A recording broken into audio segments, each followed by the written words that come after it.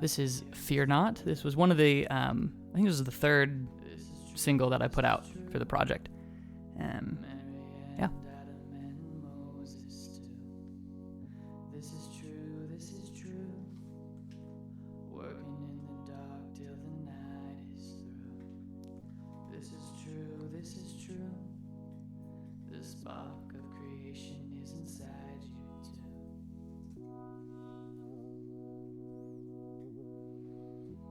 So one thing I wanted to talk about with this one that I noticed while listening to it is I'm curious about the structure that you have for it, because I was really intrigued by it. In my head, something that I noticed that will come later is that it almost has this verse that is later the bridge. And I don't know if that's how you think about it in your head structurally, because I don't know what the intro was for you. Is that like the verse? Yeah, so the intro is the bridge. Yeah, you're right. Okay. Yep. So in your head, when it starts, you're hearing the bridge. Right. Yeah. Right. Okay. And then it goes into the first verse. And I wanted to, so many songs. So I am also a worship leader, and I feel like anytime we do a new song, I have to explain to the team, hey, it's going to be intro, verse, chorus, the bridge 4 times, then 2 choruses, and that's the end. And that's like the standard song structure. Standard, yep. And there's nothing wrong with that. Like, there's a reason that formula works. But I wanted to do something different, and so I thought, let's just start on the bridge, but do it at a lower dynamic, and then when we bring it back in later, we'll build up to it. Yeah. I wanted to stay away from that traditional structure as much as I could. It's funny because it's not something that I noticed on the first few times I've listened to this song. It's more of a recent notice that I've had, and I love that because I feel like that's what happens in songs that do that. Like, right. I have a really big draw to songs that try to do something like that, where they put the bridge in the beginning, right. or they're repeating this part, but the music dynamically changes.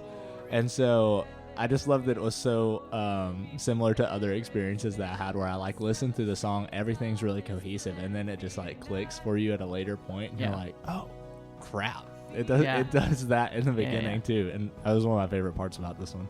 Yeah, and it almost feels like I like it because it starts with something and you don't hear it again for a while. So when you do hear it again, it feels familiar. It kind of pulls everything back together and ties it up real neatly. Whereas starting on a verse, which again, there's nothing wrong with that, you're probably going to revisit that verse sooner than you're going to revisit the bridge.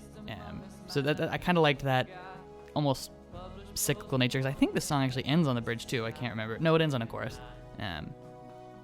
But yeah.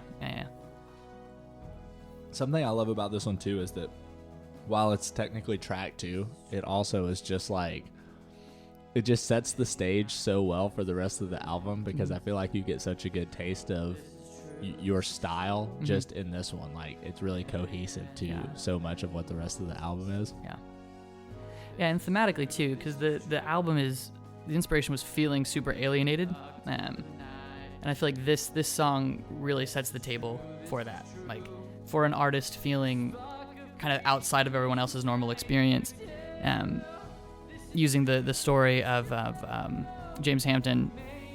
You can go back and revisit the behind-the-scenes video for that whole story, but basically he just was collecting garbage and building a sculpture in his storage unit for years, and no one knew he was doing it, and he tried to like tell the press, and they didn't care, and he tried to tell like friends, and they didn't care, and it wasn't until he died that the Smithsonian found it and finally appreciated it.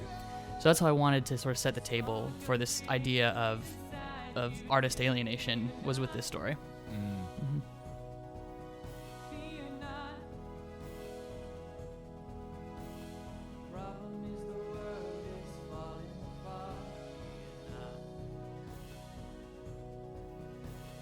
I can't help but put brass in every song. If it doesn't have a brass section, I don't want anything to do with it. There's no brass in there. I think it's at least the majority of songs on this project will have a brass section. I can think of one off the top of my head that does not, but I think all of them do, except for that one. Dude, I love the ending of this one as well. Just the little sounds that you have going on at the very end. Yeah, I like to build dynamic with chaos. Just like add as much stuff, like wall of sound. It doesn't even really have to be completely coherent. I just like, that's how I like to build a dynamic, is with that. But then I just like ending really hard Then too. just, The straight done. cut. Yeah.